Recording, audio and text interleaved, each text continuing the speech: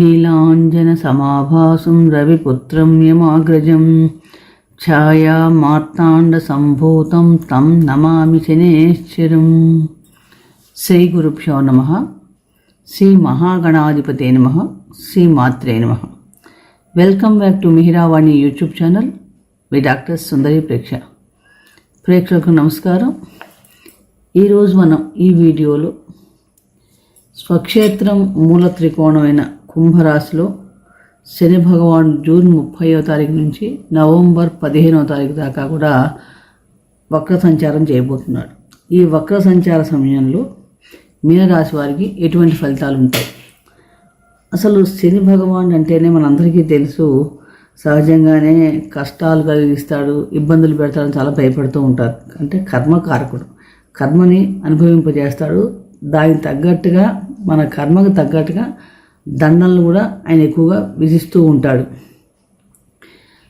శని భగవానుడు సహజంగా ఓ నపుంసక గ్రహం, నీల రంగుని సూచిస్తాడు. సూర్యుని యొక్క కుమారుడి కింద కూడా మనం చెప్తూ ఉంటాం. సూర్య ఛాయాపుత్రుడు కాబట్టి ఇది మకర కుంభరాశులకి ఆధిపత్యం వహిస్తాడు. స్వక్షేత్రం మకర రాశి, కుంభరాశి కూడా మూల త్రికోణం స్వక్షేత్రం కూడా. అలాగే తులారాశిలో ఉచ్చస్థితి పొందుతాడు, మేషరాశిలో నీచస్థితి పొందుతాడు. శని భగవానుడికి మనందరికీ తెలుసు చాలా మందగమనుడు, అంటే చాలా నెమ్మదిగా చెల్లించే గ్రహం కింద చెప్పుకోవచ్చు. ఈయన సంచారం ఒక్కొక్క రాశిలో 2.5 సంవత్సరాల పాటు ఉంటుంది. అంటే మళ్ళీ ఆ రాశికి రావడానికి 30 ఏళ్ళ తర్వాత మటుకే మళ్ళీ ఆ రాశికి రాగలుగుతాడు. ఏ రాశిలో సంచరిస్తుంటాడో ఆ రాశిలో ఉన్న 12వ భావం వాళ్ళకి, రాశిలో ఉన్న వాళ్ళ సంచారం ద్వితీయ భావంలో ఉన్న సంచారం చేసే సమయంలో ఏలినాటి ప్రభావాన్ని ఇస్తాడు. ఏలినాటి శని ప్రభావం అంటాడు. 7.5 సంవత్సరాల పాటు సాదే శని యొక్క ప్రభావాన్ని కూడా ఇస్తూ ఉంటాడు. సహజంగా శని భగవానుడు పుష్యమి నక్షత్రానికి, అనురాధ, ఉత్తరాభాద్ర నక్షత్రాలకు కూడా ఆధిపత్యం వహిస్తాడు. ఈయన వాయుతత్వ గ్రహం. శని భగవానులో కారకత్వాల్లో ముఖ్యమైన కారకత్వం అని చూస్తే కనుక ఈయనకి ఏంటంటే వాయుతత్వ గ్రహం, ఆయుకారకుడు, కర్మకారకుడు.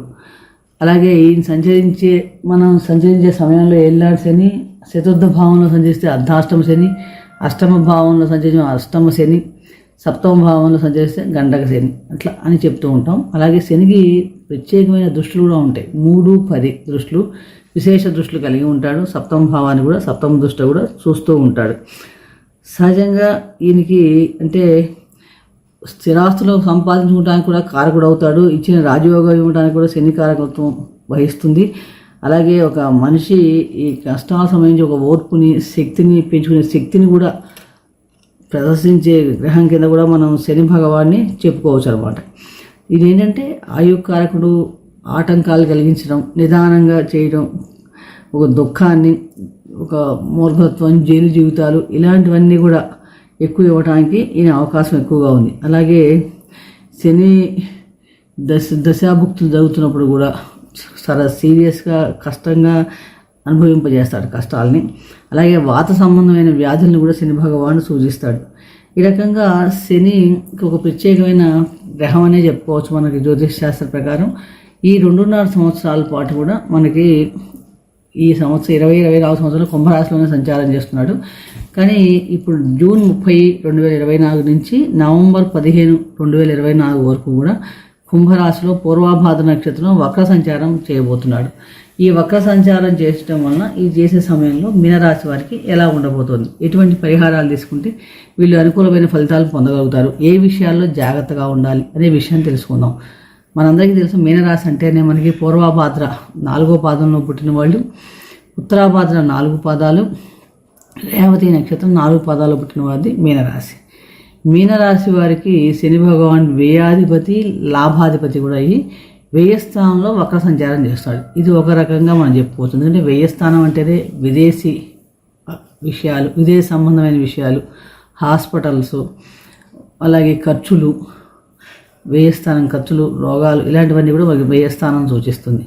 అలాగే లాభస్థానంకి వెళ్ళినప్పుడు సహజంగా భజక్రలో కూడా కుంభరాశి లాభస్థానం. లాభస్థానం అంటే ఫుల్ఫిల్మెంట్ ఆఫ్ డిజైర్స్, అంటే మన కోరికలన్నీ నెరవేరే విషయాల కింద చెప్పుకోవచ్చు. అలాగే ఏంటంటే స్నేహితులు, నెట్వర్కింగ్ ఇవన్నీ కూడా లాభస్థానాన్ని సూచిస్తాయి. షష్టమ భావానికి భావాధిపతి, అంటే భావం అంటే మళ్ళీ ఆరోగ్య విషయాలు కూడా మనకి లాభస్థానం సూచిస్తూ ఉంటుంది. కుంభరాశిలో అంటే వ్యయ స్థానంలో మీనరాశి వారికి వక్రత్వం బుధ శని సంచారం జరుగుతుంది. ఆల్రెడీ మీనరాశి వారు ఏలినాటి శని ప్రభావంలో ఉన్నారు కాబట్టి ఈ సమయంలో కొంచెం వక్రత్వం చెందటం వలన, అసలు వక్రత్వం అంటే ఏంటంటే గ్రహం వెనక్కి నడుస్తున్నట్టు కనిపిస్తుంది అన్నమాట.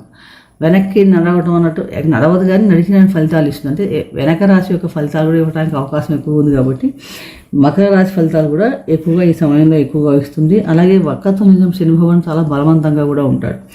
ఒక రకంగా చెప్పాలంటే మీనరాశి వారికి ఈ వక్ర సమయం కొంచెం అనుకూలంగానే ఉంటుందని కూడా మనం చెప్పవచ్చు. ఎందుకంటే మీనరాశి వారికి 12లో సంచారం చేసే ఉంది, 11 భావానికి కూడా ఫలితాలు కూడా ఇవ్వడానికి అవకాశం ఉంది కాబట్టి ఆకస్మికంగా మీకు లాభాలు రావడానికి కూడా అవకాశం ఎక్కువగా ఉంది.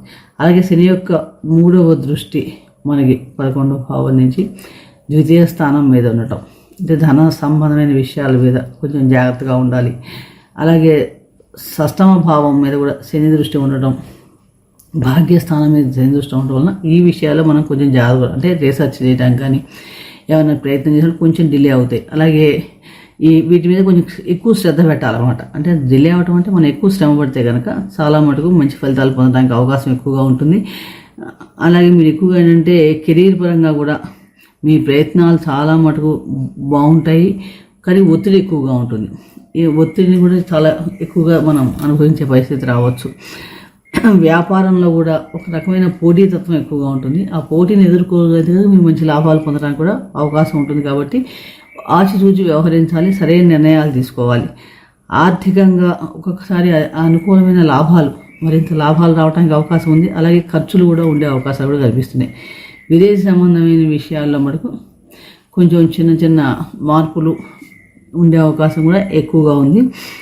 అలాగే ఆరోగ్య సంబంధం విషయాల్లో మటుకు చాలా జాగ్రత్తగా చూసుకుంటే ఆసుపత్రి సంబంధించిన ఖర్చులు ఉండే అవకాశం ఉంది కాబట్టి ఇక్కడ జాగ్రత్తగా ఉండాలి. అలాగే జీవిత భాగస్వామితో కానీ వ్యాపార భాగస్వామితో కానీ కొంచెం మనస్పర్ధలు కానీ విభేదాలు కానీ వచ్చే అవకాశాలు ఉన్నాయి కాబట్టి ఇక్కడ చాలా జాగ్రత్తగా ఉండాలి. ఎందుకంటే దృష్టి ఉండటం వలన ధనాదాయ విషయంలో జాగ్రత్తగా ఉండాలి. సహజంగా లాభస్థానం ఫలితాలు కూడా ఇవ్వడానికి అవకాశం ఉంది కాబట్టి ఈ సమయంలో మీకు ఒక రకమైన ఉద్యోగ విషయాల్లో కొంచెం కీర్తి లాభించడం కానీ చిన్న అంటే ఆరోగ్య విషయంలో కొంచెం సమయానికి మీకు సరైన డాక్టర్ దొరకటం ఇలాంటివన్నీ జరిగే అవకాశం ఉంది. అలాగే మీ మిత్రుల సహాయం కూడా మీకు పొందే అవకాశం కూడా ఉంది. ఏం చేసినప్పుడు ఈ సమయంలో మనం కరెక్ట్గా ఆ ఒత్తిడిని ఎదుర్కోగలిగి సరిగ్గా మనం ప్రయత్నించగలిగితే కనుక చాలా మటుకు కూడా ఈ సమయంలో మీకు ఏంటంటే మంచి ఫలితాలు రావడానికే అవకాశాలు ఎక్కువగా ఉన్నాయి. కానీ ఆల్రెడీ ఏలినాటి శని దోషంలో ఉన్నారు కాబట్టి కాబట్టి కొన్ని విషయాల్లో కొంచెం ఇబ్బందులు కలుగజేస్తాడు. కాబట్టి ఈ కోర్టు వ్యవహారాలు కానీ ఆరోగ్య విషయంలో కానీ ధన సంపాదన విషయంలో కానీ న్యాయం పరంగా మనం వెళ్ళగలిగితే చాలా మటుకు రుణాలు ఇవ్వటం, ఎవరికైనా అప్పులు తీసుకున్నా అప్పులు ఇచ్చినా ఈ విషయాలు కొంచెం జాగ్రత్తగా ఉండాలి. మనం ఎంత జాగ్రత్తగా ఉంటే ఆ పరంగా మనకి చాలా మంచి ఫలితాలు కూడా వీలైనంతవరకు కాళ్ళకు సంబంధించిన సమస్యలు ఏమన్నా రావటం కానీ వెన్నుముకు సంబంధించిన నొప్పులు, బాడీలో పెయిన్స్ ఇలాంటివి రావటం కూడా అవకాశం ఉంది. కాబట్టి ఈ విషయాల్లో వీలైనంతవరకు జాగ్రత్తగా ఉండండి. ఈ సమయంలో ఏం చేయాలి? సహజంగానే శనికి ప్రీతికరమైన మనకి ఆహారంగా మినుముల ఆహారం తీసుకోవడం, నువ్వులను తైలాభ్యంగన స్నానాలు చేయడం, నీలిని పుష్పాలతో శివుని అభిషేకించడం, శివుని పూజించడం, శివాష్టోత్తరనామ స్తోత్రంతో పారాయణ చేసుకోవడం చాలా మంచి ఫలితాలు ఇస్తాయి. అలాగే కుదిరితే నల్ల నువ్వులు కానీ, శక్తి ఉన్నవాళ్ళు నల్ల గేదెని కానీ నల్ల ఆవుని కానీ శనివారం నాడు దానం చేయడం కూడా చాలా మంచి ఫలితాలు ఉంటాయి. సహజంగా శనివారం నాడు తైలాభ్యంగన స్నానం చేసుకున్న తర్వాత మీరు ఎరుపు, తెలుపు, నలుపు కలిపిన ఒత్తులతో పడమడత ఎక్కువగా ఉంచి ఇనప ప్రమిదిలో కానీ ఇనప మూకుల్లో కానీ నువ్వుల నూనెతో దీపారాధన చేయడం అని కూడా చాలా మంచి ఫలితాలు కలగడానికి అవకాశం ఎక్కువగా ఉంది. వీలైనంత వరకు శివనామస్మరణ చేసుకొని శివక్షేత్రాలు, శివాలయాలు శనివారం నాడు దర్శించడానికి ప్రయత్నించండి. చాలా మంచి ఫలితాలు మనం పొందగలుగుతాం. కాబట్టి ఇలాంటి ఆసక్తికరమైన విషయాలు తెలుసుకోవాలంటే తప్పకుండా మిహిరావాణి ఛానల్ని సబ్స్క్రైబ్ చేసుకోండి. నచ్చితే లైక్ చేయండి, షేర్ చేయండి. మరొక ఆసక్తికరమైన విషయంతో మళ్ళీ మీ ముందుకు వస్తాం. ఈ వీడియో మీకు నచ్చినట్లయితే లైక్ చేయండి, షేర్ చేయండి. సబ్స్క్రైబ్ చేసుకోకపోతే సబ్స్క్రైబ్ చేసుకోండి. సర్వే జన సుఖినో భవంతు, శుభం భూయాత్. కరమైన మనకి ఆహారంగా మినుముల ఆహారం తీసుకోవడం,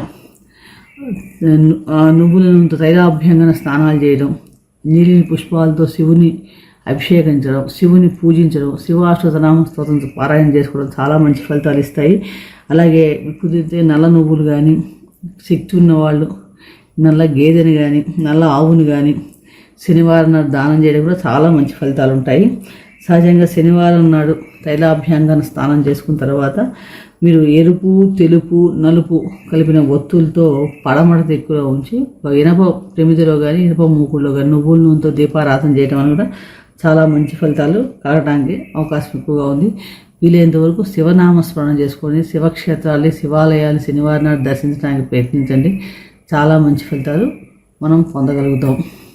కాబట్టి ఇలాంటి ఆసక్తికరమైన విషయాలు తెలుసుకోవాలంటే తప్పకుండా మీరావాణి ఛానల్ని సబ్స్క్రైబ్ చేసుకోండి. నచ్చితే లైక్ చేయండి, షేర్ చేయండి. మరొక ఆసక్తికరమైన విషయంతో మళ్ళీ మీ ముందుకు వస్తాం.